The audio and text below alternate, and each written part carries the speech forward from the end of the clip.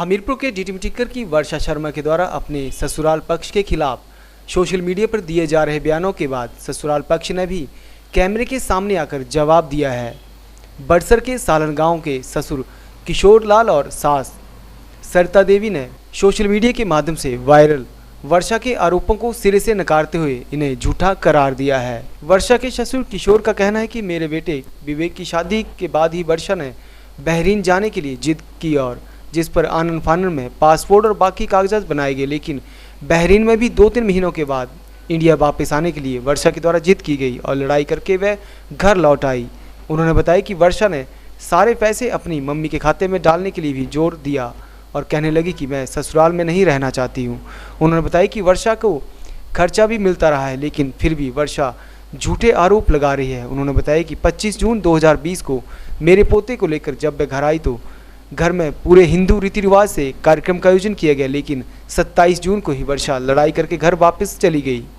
उन्होंने कहा कि हमारी तरफ से हर बार घर बसाने के लिए कोशिश की गई, लेकिन वर्षा और उसके परिजनों ने कभी भी सहयोग नहीं दिया, जिसकी वजह से बात नहीं बन सकी है। उन्होंने कहा अभी भी पूरा परिवार वर्षा के साथ बातचीत करके मामले को सुलझाने के लिए तैयार है, लेकिन वर्षा के द्वारा इस तरह ससुराल पक्ष की बदनामी की जा रही है, जो कि गलत है। सर, मेरी बेटे की शादी 25 जनवरी 2019 को हुई थी जी, और लगभग 4-4.5 साल पहले इसका रिश्ता हो चुका था पहले जी। और जब भी शादी के बाद लगभग 2 महीने जो मेरे बेटा जब छुट्टी आया था शादी के, बेटे के साथ रही थी जी। बेटा जाने के बाद, बेटे अब जाने से पहले ही इसने मतलब बाहर जाने की जिद पकड़ी जी कि मुझे बाहर जाना, मैंने यहाँ पे नहीं रहना है। और बार बार मैं तंग करने से जब उसके कागज पत्र बनाने थे तो हमें मेरा बेटा बाहर चला गया, छुट्टी उसकी पूरी हो गई। और इन्होंने जो मतलब वहाँ से पहले उनका राशन कार्ड का पीछे से इसका नाम कटना था, नाम कटने के बाद हमारा आगे प्रोसेस शुरू हो रहा था जी। तो सर इन्होंने मतलब लगभग 2.5 महीने तक तो हमें वहाँ काट के नहीं दिया, अपनी पंचायत से अपना राशन कार्ड बेटी का काट के नहीं वर्षा संघ जी। उसके बाद जब काट के दिया तो ये बार बार जिद करने लगी, लड़ाई करने, हम अभी भेजो। तो उसके लिए सर हमें बड़ी जल्दी से प्रोसेस करने पड़ा और इसके लिए कागज पत्र तैयार करके पहले आधार कार्ड बनाया, आधार कार्ड के ऊपर इसका पति पत्नी का जो प्रोसेस होता है वो किया, फिर पैन कार्ड के ऊपर हुआ, राशन कार्ड के ऊपर हुआ, वहाँ इसको हर जगह दर्ज किया गया।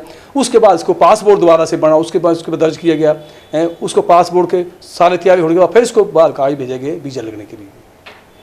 तो उसके बाद वहाँ जाकर भी इसने सर बेटे के साथ भी या पहले घर में लड़ाई करती रही जी, कोई न कोई पंगा हर किसी न किसी बहाना लेकर। उसके बाद बाहर बेटे के साथ जो है लगभग 4 महीने रही बहरीन में, वहाँ भी उसके नाक में दम दे के रखा, कोई न कोई टेंशन डाल के रखी। बस यही बोलती थी कि आप जो भी आपकी पे है मेरे मम्मी के अकाउंट में डालो और मैं इस मकान में नहीं रह सकती हूँ। जबकि वो मकान 2 साल काम लग रहा सालन में, तो सर मेरी होने वाली बहू, उसकी मम्मी, उसकी नानी हफ्ते में 3-3, 4-4 बार वहीं रहते थे। उन्होंने 2 साल में वही मकान खुद बनाया और पूरे गांव वालों को, 2 गांव मेरे वहाँ में सालन में, वो लाड़ी गाँव सालन में, उनको सब लोगों को पता कि वो और कोई नहीं आता था, वही मेरी होने वाली बहू और उसकी मम्मी, उसकी नानी वही वहाँ पे आती थी। मगर इतना वहाँ पे मकान बनाने के बावजूद अब उसने जिद पकड़ी मेरे बेटे के साथ कि मतलब मैं वहाँ पे नहीं रहूँगी, मुझे चंडीगढ़ में फ्लैट लेके दे दो और जो पैसा हो मेरी मम्मी के अकाउंट में डालो, मेरी मम्मी पैसा इकट्ठा करेगी और चंडीगढ़ में जो है फ्लैट लेंगे, हम वहाँ रहेंगे, हम गाँव में नहीं रहूँगी, या मुझे शहर के अंदर मकान किराए पे लेके दो और 50,000 महीने का मुझे पैसा खर्चा दो, मैं तब रहूँगी, मैं साल में नहीं रहूँगी और अपने आपके माँ बाप के साथ नहीं रहूँगी, उस गांव में नहीं रहूँगी। और जो भी है अपने दूसरी उसने शर्त रखी थी मेरे बेटे को कि या अपने माँ बाप को चूज कर या मुझे कर, दोनों में से आपको जो है एक रखना पड़ेगा, मेरे साथ रिश्ता रख अपने माँ बाप के साथ। आप मेरे घर में रहो, माँ बाप को छोड़कर जो पैसा धेला खर्चा जो पैसा जो कमाते हैं मुझे दो और मेरी माँ को दो, और मतलब उनको पैसा कोई नहीं देना, ना उनके साथ कोई रिश्ता रखना, रिलेशन रखना, मैं उनके साथ रिलेशन नहीं रखूँगी। शोरी जी, एक और आपकी बहू का कहना है कि उनका पति ना तो खर्चा देता है ना फोन उठाता है, क्या कहेंगे इस पर? जी सर, वो सब झूठा है, सब झूठ बोल रही है मेरी बहू जी। मेरे बेटे के फ़ोन 24 घंटे खुला होता है, कंपनी का फ़ोन है सर। और पहले तो हमारे पास जो बहू रही यहाँ पे हम अपने खुद खर्चा देते रहे, और कुछ टाइम जो उसके बाद कुछ टाइम बेटे ने भी उसके अकाउंट में पैसे डाले हैं। और अभी थोड़े दिन में हो सकता 2-3 महीने कुछ कंपनी की प्रॉब्लम की वजह से हो सकता नहीं डाला हो, बाकी रेगुलर उसको खर्चा मिलता रहा। एक वो छोटी जाति का भी मामला है कोई शादी के लिए, इसका क्या था? हाँ सर, वो भी उन्होंने मतलब हमारे ऊपर ब्लेम लगाए हैं, हमारे ऊपर क्वेश्चन किए, हमारे ऊपर उल्टे सीधे ब्लेम लगाए हैं, और उसकी वजह से जो है हमारा केस जो है इनके ऊपर दर्ज है। सबसे पहले वो केस हमारा इनके ऊपर बना है, FIR लॉज इनके ऊपर हुई, 4 आदमी के ऊपर FIR लॉज हुई। उसके बाद जो है उसके बाद इन्होंने कुछ टाइम के बाद हमारे ऊपर हर ब्लेम लगाने शुरू किए जी। 2 केस झूठे कोई बरसम में दर्ज करवाए थे, क्या थे? 2 केस उन्होंने हमीरपुर में झूठे दर्ज करवाए, उसमें से जो फेल हो गए वो इनकी FIR लॉज कैंसिल हो गई। और उसके बाद जो है इन्होंने एक केस बरसम में भी किया, वो उसका मतलब अभी तक कोई हमें मतलब इसका पता नहीं लगा। 3-4 महीने हो गए, वो भी इन्होंने झूठा केस बनाया। वहाँ पे क्या बनाया अभी पता नहीं है मुझे जी। अभी मैं एक बार भी वहाँ पे उनको बोला कि सामने भेजो, अभी आए नहीं है जी। और जो मतलब उससे पहले 2 केस जो इन्होंने यहाँ किए हमीरपुर में महिला थाना योग में, वो मतलब दोनों ही मतलब FIR लॉज जो है कैंसिल हुई है हमारे प्रति। आपको क्या लगता है इस आपकी बहू के पीछे कौन इसे गाइड कर रहा है कि रहना नहीं चाह रहे? जी, मेरी बहू के पीछे उसकी मम्मी गाइड कर रही है जी, और बाकी जो है वो मैं उनके जो बाकी है मैं उनके लिए बारे में नहीं बताना चाहता हूँ। वो बहू या उसकी मम्मी खुद बता सकते हैं। एक ससुर होने के नाते आप क्या चाहते हैं, परिवार बसना चाहिए या क्या होना चाहिए? मैं सर ससुर होने के नाते मैंने उसके कहने से सालन गांव में शहर से छोड़कर मकान बनाया जी, और पूरी दुनिया को पता कैसा मकान बनाया, उसके कहने से बनाया, उन्होंने खुद बनाया। उसके बाद मैंने शादी की, अच्छी धूमधाम से शादी की, सब दुनिया जानती है। तो मैंने सर उसकी बहू को, अपने बेटे की बहू को बसाने के लिए सब कुछ किया, ना कि मैंने उसको उजाड़ने के लिए किया। मैं बहू को बसाना चाहता हूँ, अपने घर में रखना चाहता हूँ, अपने बेटे के साथ रखना चाहता हूँ। इनको मेरा पोता है, मुझे आज तक एक बार भी पोता इन्होंने मेरे पास नहीं दिया। सिर्फ हाँ एक बार सर मतलब मेरी बहू सिर्फ 25 जून 2020 में मैं अपने भाई और नानी के साथ और मेरे पोते के साथ आई है। उसके बाद 25 जून को आई है और पूरे मेरे गांव वालों ने उसका स्वागत किया है, और लड्डू बांटे हैं, मिठाइयाँ बांटी, हर रीति रिवाज से हमने हर काम किया है, उनके स्वागत किया। मगर 25 जून को रहने के बाद सिर्फ 25 जून रात को, 26 जून रात को और 27 जून को ही उसने सर सुबह रात को लड़ाई करना शुरू कर दी। और फिर उसने ये भी कहा कि जब मेरा पोता रात को रोने लगा, मेरी वाइफ और वो साथ में इकट्ठी सोई थी, मेरी बहू और बेटा था, तो उसने मतलब रात को जब 1:30 बजे बच्चा रोने लगा तो उसने बोला इसको यहाँ से ले जाओ, ना इसको मैं पटक दूंगी, उसको पटक दूंगी। और रात को बोलने लगी मैं अभी 1:30 बजे कि इसको चेले के पास लेके चलो। हमने बोला कि रात को हम नहीं जानते चेले वगैरह, और ये बच्चा पक बदलता बच्चा, इसलिए जो है रोगा, कोई बात नहीं, आप सो जाओ, हम संभाल लेंगे बच्चे को। और फिर सर दूसरे दिन उसने जो पंगा डाल दिया, मैं बाजार चला गया था, मैं बाजार गया, उसने जो अपना सामान पैक कर लिया होगा, और मेरी वाइफ से मतलब उसने लड़ाई लड़ूई की। मेरी वाइफ ने बोला होगा कि आप क्यों अब सालों के बाद अभी आ रहे हैं आप, अभी 3रा दिन है और आप क्यों जा रहे हैं? तो सर उसने बोला कि नहीं, मैं अपने पैर डालने आई हूँ, मैं रहने के लिए नहीं आई हूँ। और सर उससे लड़ाई की। मेरे को सर मैं हमीरपुर था, मेरे को उसके भाई और उसके मम्मी ने फ़ोन किया कि हम पूरे अपने गांव को लेके आ रहे हैं आपके घर, आप कहाँ हो? मैंने बोला ठीक है, आप गांव को, मैं हमीरपुर में हूँ, मैं आज आता हूँ, है जी। सर मैंने फिर वहाँ से जब लड़ाई कर रही थी मेरी मिसी के साथ, बुरा भला गंदी बातें कर रही थी, हैं, तो सर गांव वाले जो वहाँ पे अपने घास घूस काटने खेतों में आए थे, उन्होंने सुना, वहाँ पे गांव वाले इकट्ठे हो गए। जब तक मेरे को पता लगा, जब तक मैं पहुँचा तब तक पूरे गाँव वाले इकट्ठे थे। और उसने बोला कि पहले उसकी मम्मी ने बोला कि मैं पूरे गाँव वालों को लेके आ रहे हैं हम आपके पास। मगर सर सारा दिन बीत गया सर। उसके बाद जबकि उसके बड़ा मामा, उसके नाना जी हमारे घर से लगभग 2.5 किलोमीटर उसका घर है सालन सिकड़ों में, सर वो उनको भी लेके नहीं आए, और टैक्सी करके उसकी नानी और मम्मी टैक्सी करके आई हमारे घर में।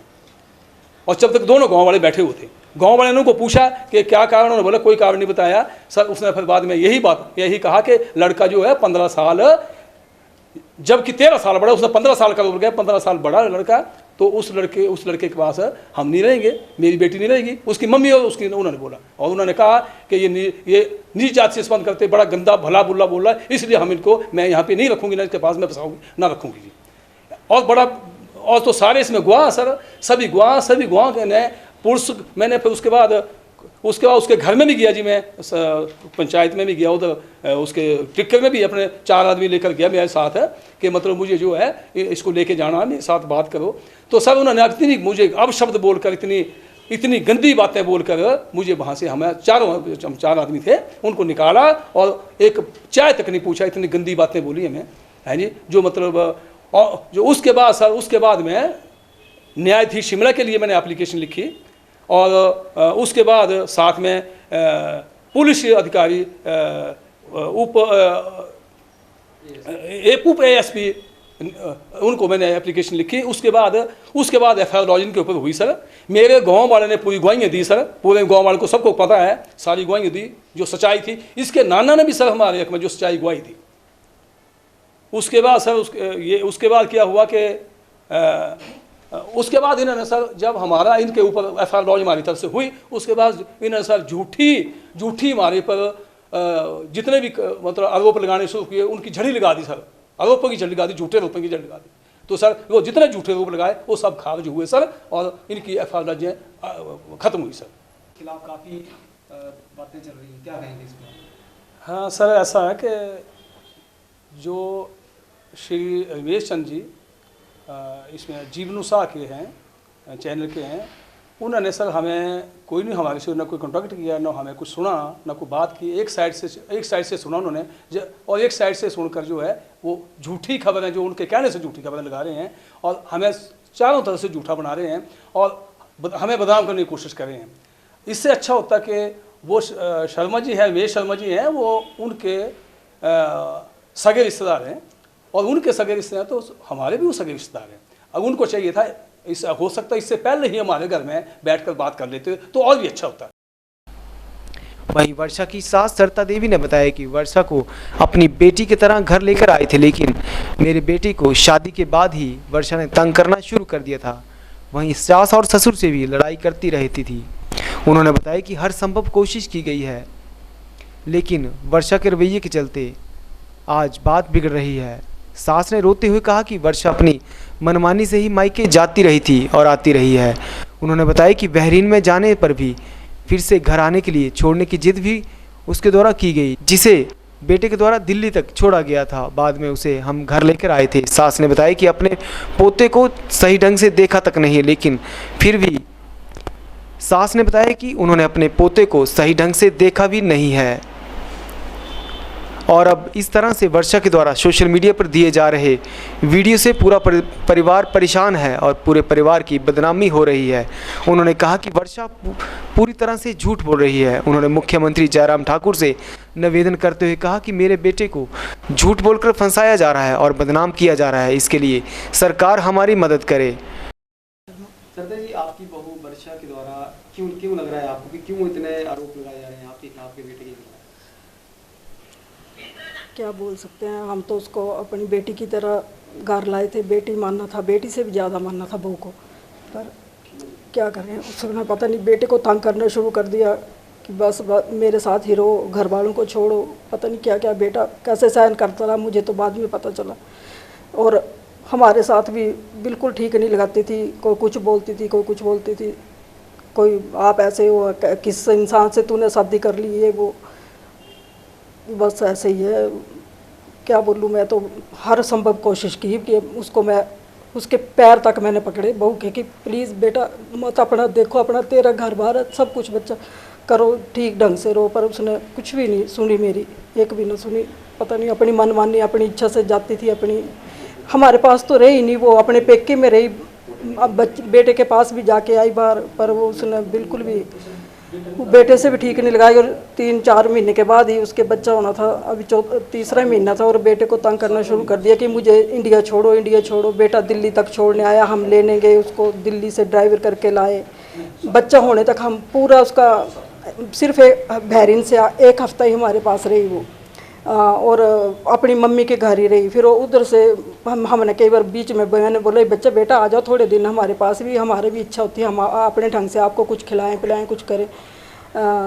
तो बोला उल्टे जवाब देने शुरू किए उसने, कहती मैं अपनी मम्मी के पास ही रहूँगी, फिर भी हम इसको हॉस्पिटल, इसकी मम्मी के घर से उधर टिक्कर से, डिडमी टिक्कर से ले जाके हॉस्पिटल पूरा चेकअप, पूरा जहाँ होता था सब करवाया हमने। एन समय पर जब डिलीवरी का टाइम था तो इसकी मम्मी हॉस्पिटल में आए और बोला मेरी बेटी को कहाँ इस गंदे हॉस्पिटल में सरकारी में आप चेकअप करवा रहे थे, कोरोना काल था, कोरोना काल में हम इतनी मुश्किल से आते जाते थे, और बोला इस सरकारी हॉस्पिटल में, इस गंदे हॉस्पिटल में अपनी मेरी बेटी को लाए, बोला इसको प्राइवेट हॉस्पिटल में क्यों नहीं एडमिट करवाया, ये किया वो किया। सर उसको फिर ब्लड भी चढ़ा, 8 मतलब सब कुछ हुआ, तो ब्लड चढ़ा तो डॉक्टर मुझे डांटने लगे कि मतलब बोले पहले इसका खून 10 पॉइंट कुछ था, बोले 15 दिन में 8 पॉइंट कुछ कैसे रह गया। सर मैंने बोला कि ये मेरे पास नहीं थी, ये अपनी मम्मी के घर थी, बस मैंने इतना बोला। और वर्षा ने भी बहुत कुछ बोल शुरू कर दिया कि क्या मेरे मम्मी डैडी मुझे नहीं खिलाते पिलाते थे, मेरे माँ बाप भूखा रखते थे, ये करते थे, ऐसे ऐसे उन्होंने बोलना शुरू कर दिया। और जो चीज़ जब हमारे साथ आती थी, पैसा, ड्राई फ्रूट, सब्जी तक, जो उसका खाने का मन होता था सब हम लेके उसको देते थे और अपने टिक्कर उतर के अपने पेक के चले जाती थी। हम हर एक करते थे। और एन समय पर उन्होंने इतना हॉस्पिटल में भी पंगा किया हमसे, पूरा चाहे हॉस्पिटल का आप कैमरा वो देख सकते हो आप कि इन्होंने वहाँ भी मैं इसके पैर पे, बेटा तेरे बच्चा होना, प्लीज़ चुप रहो मत बेटा, शांत हो जा, कुछ नहीं बेटा, कोई बात नहीं, कुछ भी नहीं हुआ, कोई बात नहीं बेटा, गलतियाँ फलतियाँ कुछ भी, कोई बात नहीं, मैं मांगती हूँ आपसे माफ़ी, कुछ भी। फिर भी वो नहीं मानी और बेटे को फ़ोन करके पता नहीं क्या क्या बोल दिया और बेटे पर इल्ज़ाम लगा दिए कि देखो जी देखो, हॉस्पिटल में बेटे ने फ़ोन किया, उसकी मम्मी ने फ़ोन लेते ऐसे, अच्छा तू बोल रहा है कि अवर्शन करवा ले, देखो डिलीवरी के टाइम अवर्शन होता है कोई, बेटे पर भी इल्ज़ाम लगाने शुरू कर दिए उन्होंने, पता नहीं क्या क्या इल्ज़ाम लगाए बेटे पर भी, तू बड़ा है, तू फलाना है, तूने 2 शादियाँ की हैं वहाँ पे बहरीन में, पता नहीं क्या क्या बोल दिया उसको भी। और क्या बोले सर, मैं तो क्या लगता है कि बहू ऐसा क्यों क्या करना चाहती है, मतलब क्या चाहती है? सर हम तो घर बसाना ही चाहते हैं। मैं तो आज भी सोचती हूँ कि हमारा पोता है, इतना उसको हमने इतने देखा तक भी नहीं अच्छे से, तो क्या बोले उसने देखने नहीं दिया हमें, तो कहाँ से देखना। इतना होने के बावजूद भी सर वो क्या बोलते हैं, इतने पंगा किया। फिर भी एक दिन उसने फ़ोन किया कि बेटा बहुत बीमार है और मम्मी आप सॉरी, मेरी गलती फलतियों को माफ़ कर दो, वो भी रिकॉर्डिंग हम मेरे पास है, उसने माफ़ी भी मांगी। फिर भी एक ही फ़ोन पे हम दौड़ते हॉस्पिटल गए और उसके बाद उसने क्या बोलते, हमने बच्चा लिया, देखा, और उसके बाद उन्होंने बच्चे का दूसरे दिन पंजाब था, फिर ऐसे बोल दिया दूसरे दिन पंजाब आए हैं बच्चे का कल। फिर मैंने बोला बच्चा तो घर आ जाना, तो पंजाब उधर कर लेंगे, हम अपने घर में मनाएंगे सब कुछ। बोले नहीं मैं इधर ही मम्मी के पास ही करूँगी, आप पंजाब को जो देना होगा वो दे देना। मैं बोले ठीक है बेटा। फिर फ़ोन आ गया शाम को भी, आज नहीं करना परसों करेंगे बोले। मैं बोले ठीक है। तो फिर बेटा हमने जो बनता है वो दिया, सब कुछ भेजा। बस वो सड़क में लेने आते थे, हमें नहीं बोलते थे कि घर आओ या कुछ करो, बस वही।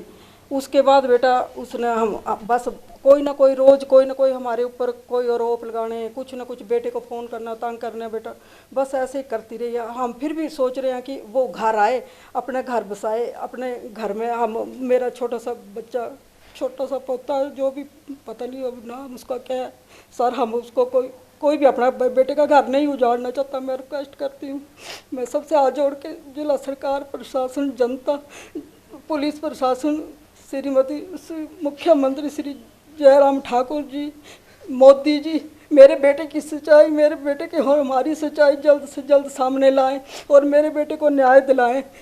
मैं हाथ जोड़ के सबसे रिक्वेस्ट, सबसे आप अपील करती हूँ, पूरी देश इंडिया जो भी है, भारत सरकार जो भी है, जल्दी से जल्दी मेरे बेटे के लिए न्याय दिलवाएं, जल्दी से जल्दी। हमें बहुत बुरी तरह से बदनाम किया जा रहा है, बहुत बुरी तरह से टॉर्चर किया जा रहा है, सब कुछ। हम बहुत परेशान है, मेरा बेटा मेंटली परेशान हो गया। उसके सारे इसने जो वीडियो सब वहाँ बहरीन में उसको फ़ोनों पे फ़ोन सब, वो उधर परेशान हो गया बिल्कुल। इसकी इन टेंशनों की वजह से जब इसने तंग करनी शुरू कर दी, जल्दी से कागज़ बनाओ, जल्दी से मेरे पेपर वीज़ा लगाओ जल्दी से, तो उसको बीपी की गोली वहीं एडमिट हुआ, वो दाखिल हो गया, उसको बीपी की गोली लगी हुई है।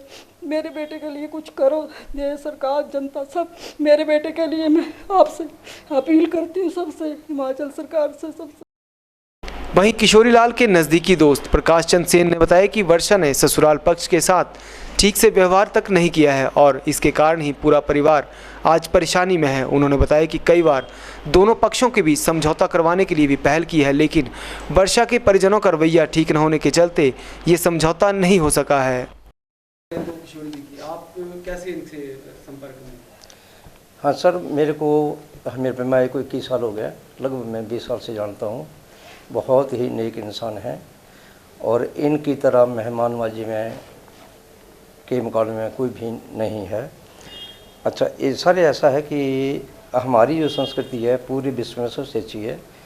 ये नई पीढ़ी के बच्चे इस संस्कृति को छीन भिन कर रहे हैं, जो कि बहुत ही दुखद बात है। ऐसा है कि मैं 25 जून 2020 को किशोरीलाल जी मेरे घर पर थे, तो घर से इनका फ़ोन आ गया, इनकी पत्नी का फ़ोन आया कि वर्षा जो कि 25 तारीख को इनके घर गई थी, 27 तारीख की बात है, 27 जून 2020 की।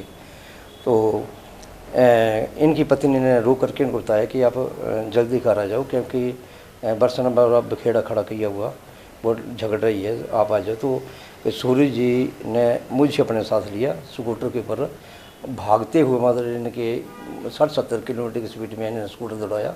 हम वहाँ पर पहुँचे, तो वहाँ पर पहुँचे के देखा इसकी वर्षा की माँ, वर्षा की नानी और गांव वाले आदमी आए थे, जो कि इनको समझा रहे थे वर्षा को उनको। तो वो ना वर्षा की नानी भी अड़ी हुई थी, वर्षा की माँ भी अड़ी हुई थी। वर्षा जी की हमने निकल जाना, जबकि ये 25 तारीख को आई थी, 2 दिन पहले आई थी। तो सुनने में आया कि रात को जैसे बच्चा, क्योंकि बच्चे पख बदलते हैं, तो बच्चे ने पख बदला था, तो किशोरीलाल की जो पत्नी थी वो अपने बहू के साथ सोई थी। तो रात को बच्चे ने सोने दिए, तो किशोरीलाल की पत्नी ने, इनकी दादी ने अपने बच्चे को देखा, तो वर्षा ने गुस्सा किया कि मम्मी जी इस बच्चे को मेरे से उठा लो, नहीं मैं इसको पटक दूँगी। तो मैंने भी क्योंकि मैं गया था, तो मैंने भी काफ़ी कोशिश की उनको समझाने की, आप ऐसा मतलब रिश्तों को निभाया जाता है, रिश्ते अपना आप नहीं निभाते हैं। इनको अगर छोटी मोटी बात है उसको इग्नोर भी करना पड़ता है।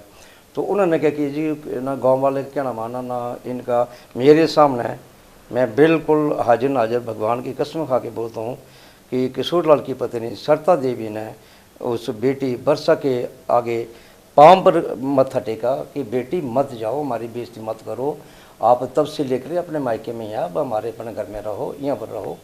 तो ऐसे में कोई फ़ायदा नहीं है, हमारे को आपसे कोई गिला नहीं है, आप यहीं पर रहो। पर मगर वो नहीं माने, उन्होंने टैक्सी बुलाई और टैक्सी कर चले गए।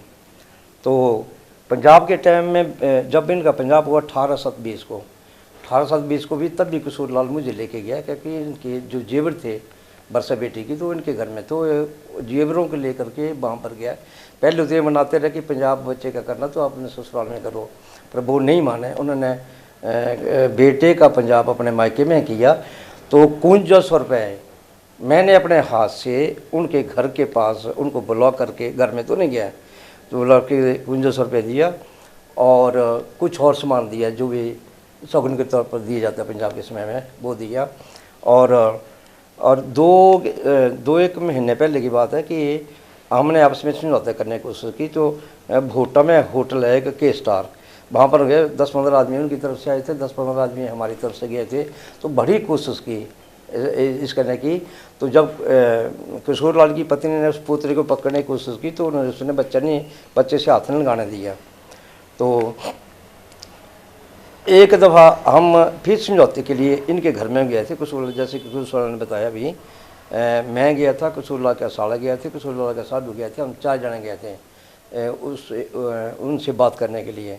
तब वर्षा ने भी और वर्षा की माँ ने भी बोला कि हम किसी भी कीमत में नहीं जाएंगे। तो मतलब हमारे को उन्होंने एंटरटेन नहीं किया, चाय तक के लिए नहीं पूछा। खैर हमने तो पीनी नहीं थी, पर यानी कि चाय तक को भी नहीं पूछा। घर में किसी अगर दुश्मन भी जाता तो उसको भी वेलकम करते हैं।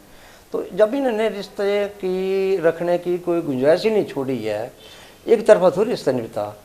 आखिरकार जिम्मेदारियाँ दोनों तरफ की होती हैं, पत्नी की जिम्मेदारी होती है, पति की भी होती है। ऐसा मेरी अपनी खुद की बेटी है। अच्छा, तो हम लोगों की सहायता करते हैं। एक जो ऐसा जो इनके साथ हो रहा है, ऐसा मैंने कहीं भी नहीं देखा। तो लड़कियों का ऐसा कि लड़कियां अब ऐसा है कि वो चाहती हैं कि अपना अगर जिस घर में भी जाना हो, ससुर भी मरा हुआ होना चाहिए, सास भी मरी होनी चाहिए, क्या कोई रोटी नहीं पकाने पड़े, उनका कपड़े नहीं धोने पड़े, या बीमार पड़ेंगे तो उनकी सेवा करनी पड़ेगी, तो काम करके काम नहीं करना चाहती हैं। तो ऐसे घर थोड़ी बनते हैं। परिवार के साथ ही अच्छे लगते हैं, एक दूसरे के साथ दुख सुख में सहयोग मिलता है परिवार होने से। तो मैं तो ये बोलता हूँ कि यहाँ पे किशोरी लाल या इनके बेटे की तरफ से कोई भी गलती नहीं है। गलती जो भी है इसकी तरफ से है, क्योंकि घर नहीं बिसाने का घर मतलब अपना घर में तो आग लगा ही रहे हैं, दूसरे घर में भी आग लगा रहे हैं, तो ऐसा नहीं होना चाहिए।